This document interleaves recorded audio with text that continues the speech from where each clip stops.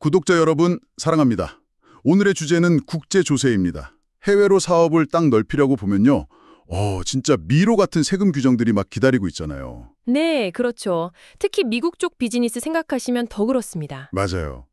이게 진짜 잠시만 방심해도 예상 못한 세금 폭탄, 이거 맞을 수 있습니다. 그래서 오늘은 이 복잡한 국제조세의 핵심 4가지 이슈, 그러니까 트랜스퍼 프라이싱, 그리고 소득 원천 규칙, 또 GILT, 마지막으로 BET랑 FDII, 여기에 대해서 좀 명확하게 파헤쳐 보려고 합니다. 네, 정말 중요한 내용들이죠. 이게 글로벌 비즈니스 성패를 가를 수도 있는 거니까요. 여러분 꼭 귀 기울여 주세요. 자, 그럼 첫 번째 관문, 바로 이전 가격, 영어로는 트랜스퍼 프라이싱이죠. 이게 왜 그렇게 까다로운 문제인가요? 네, 이게 뭐랄까 쉽게 말하면 다국적 기업이요. 그룹 내 관계사들끼리 거래를 하잖아요. 네네. 그때 이제 가격을 좀 조작해서 세금을 전체적으로 줄이려는 걸 막기 위한 겁니다. 예를 들면 세율 낮은 국가 자회사에 이익을 좀 몰아준다거나 뭐 그런 식이죠. 아하, 그러니까 같은 회사 식구끼리 뭐랄까 짜고 치는 걸 방지한다 이런 느낌이네요. 네, 맞습니다. 딱 그거죠.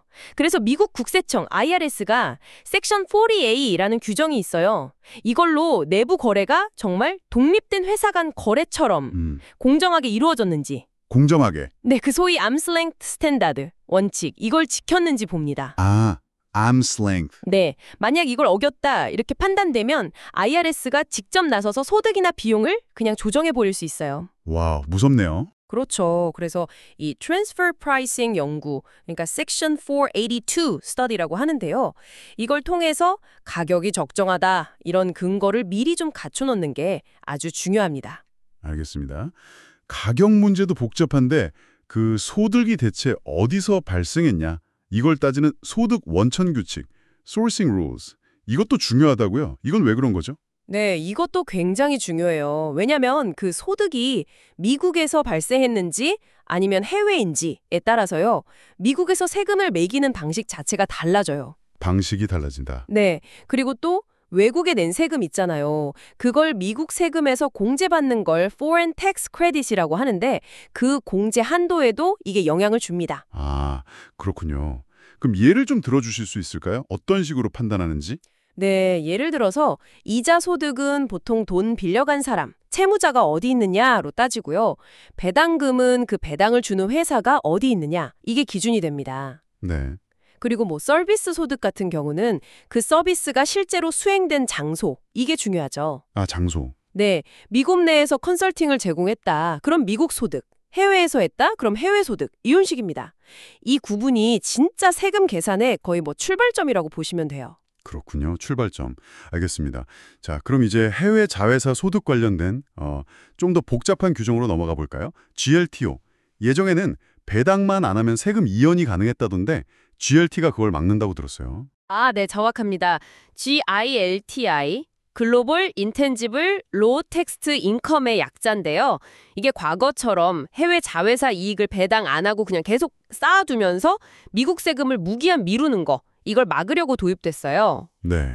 그러니까 미국 회사가 지배하는 해외 자회사, 우리가 이걸 CFC, Controlled Foreign Corporation이라고 부르는데요. CFC? 네, 이 CFC가 세율이 좀 낮은 곳에서 벌어들인 특정 소득, 특히 이제 무형자산에서 나온 걸로 보는 소득에 대해서는요, 배당을 했든 안 했든 상관없이 미국 주주한테 즉시 과세하는 겁니다. 와. 그럼 이제 해외에서 번 돈이라고 그냥 안심할 수가 없는 거네요. 세금 부담이 꽤 클 것 같은데요? 네, 부담이 될 수 있죠. 그런데 이제 완화 장치도 같이 있어요. 법인 주주 같은 경우는 GILTI 소득의 일부, 지금 50%인데 이걸 공제받을 수 있고요. 아, 50% 공제. 네, 그리고 관련된 외국 납부 세액도 80%까지는 Foreign Tax Credit으로 공제가 가능해요. 그래서 실제 세부담은 좀 줄어들 수 있습니다. 근데 이제 핵심은 더 이상 과세 이연이 예전처럼 쉽지 않다는 거죠.